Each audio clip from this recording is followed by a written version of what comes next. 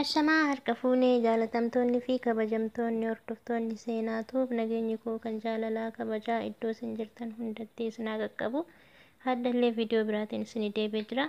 Viidiyoon hadda qabaddaa isin deebi'ammotiyyuu viidiyoo tanaan dura isin dabarsaa turellee adda. Hundi keessan inni jaalattan itti gammaddan jedheen hasaaba. Sanitti osoo hin dura warroonni chaayinaalii kanaaf haarawaa taatan sabskiraayib gochuudhaan gara maatii keenya dabalama. Yoo viidiyoo kana jaalattan laayik sheer gochuu hin dagatina. Laayik yeroo gootan nu jajjabeessa. Garuu isin yeroo laayik gootanitti homaa waan isin hin miineef laayik gochuu hin dagatina. Kan isinitti hin tolle dislaayik illee gochuu ni dandeessan jechuudha. Warri tanaan dura laayik gootanii sheer gootanii nafaana jirtan ulfaadhaa Waaqayyo ulfina isin haa kennu isinin jedha. Warri nafaana jirtan jechuudha. Hunda keessaniyyuu naaf jiraadha isinin jechuu barbaadetti warri na jajjabeessitanii warri gorsa kiyya fudhattanii hundi keessanuu jechuu barbaadetti. Viidiyoon hadda qabadhee isin deebi'e ammoo akkamitti fuula keenya qulqulleessuu dandeenya qorsi tokko malee dawaa homaatiyyuu malee osoo homaa ittiin goon akkamitti fuula keenya qulqulleessuu dandeenya yeroon jedhu xabaasa garaagaraa nurratti bahaa finnisni nurratti bahaa ija jala faa nu gurraachaa qaamni keenya jechuun fuulli keenya bakka tokkoon diimatee bakka tokkoon gurraacha'u jira jechuudha. Isa san akkamitti nyaata nyaannurraa dhugaatii ta'a waa hundarraa ta'a akkamitti fuula keenya qulqulleessuu dandeenya. Isa jedhu haga qabxii jahaa wayii isiniin kaasa. Isa duratti garuu fuulli kiyya fuula akkamiiti jettee beekuu qabda. Fuulli gosa sadii jira jechuudha. Gosa sadii yeroo jedhu fuulli tokko ooyilii kan baatu jira guutumaan guututti ooyilii kan ta'e jechuudha. Yookiin namootni yeroo hunda qibaatii fuula keetirraa osoo ati homaa hin fayyadamin osoo ati vaaziliinii tokko fayyadamin yookaan kireemii fuula tokko hin fayyadamin saamunaadhaan dhiqattee xiqqoo yoo turte fuulli kee ka ooyilii ta'u jira. Akka nama qibaatii dibatee ka fakkaatu jira.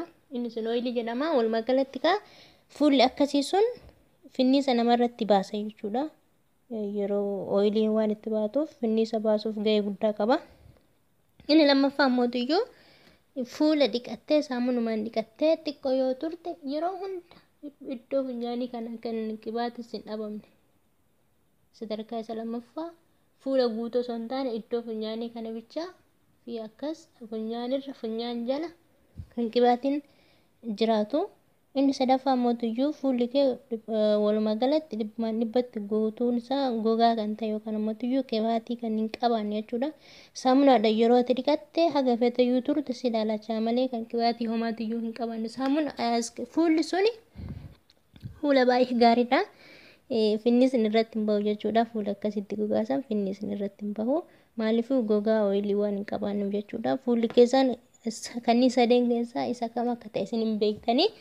Kanaafuu tokkoffaa irratti maaltu fuula keenya yookaan nu jijjiiraa isa jedhuuf hirriba dhabuun fuula keenya irratti nu gurraachessa ija jala gurraachu sun sababa hirriba dhabuuti.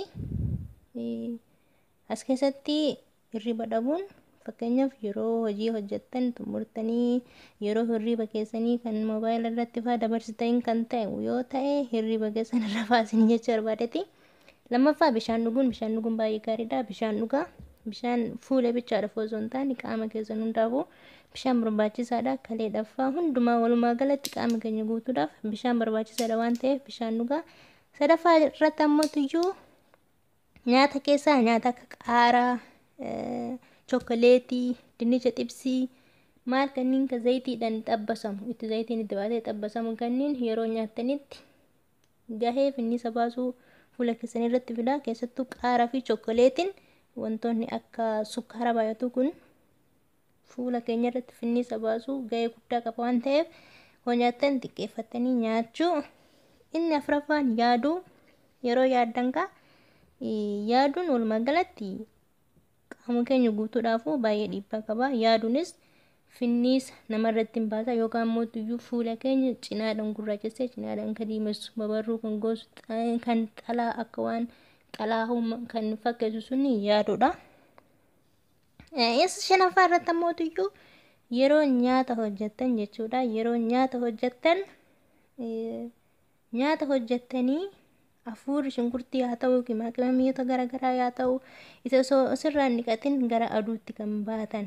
Keessattuu aduu yeroo hin jedhu aduun karaa maskootiitiin namatti ba'u sun mana keessatti karaa maskootiitiin namatti ba'u fuula keenyaaf gaarii miti waan ta'eef yeroo nyaata geessitan yeroo hojjettanii geessitan yeroo san saamunaadhaan ofirraa dhiqachuun baay'ee gaariidha.